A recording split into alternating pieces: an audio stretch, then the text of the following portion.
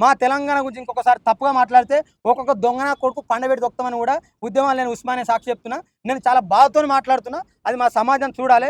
ఇవాళ ఏ పార్టీ కూడా తెలంగాణ ప్రజల పక్షాన లేదు. అది మనకు స్పష్టంగా అర్థమైంది. మహేష్ గౌడ్ మాట్లాడి మార్వాడికి మద్దతున్నాడు.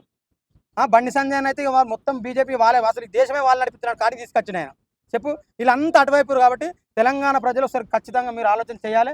మేము ఖచ్చితంగా భవిష్యత్తులో ఉస్మానియా వేదిక చాలా పెద్ద బహిరంగ సభ కూడా మేము ప్లాన్ చేస్తాం.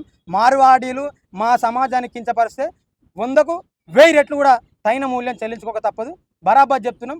మార్వాడీలు అణిగి మునిగి ఉంటేనే తెలంగాణ ఉండాలి. ఎకశకలు చెప్తే ఒక తన్ని కూడా తరుముతామని కూడా చెప్తున్నాం.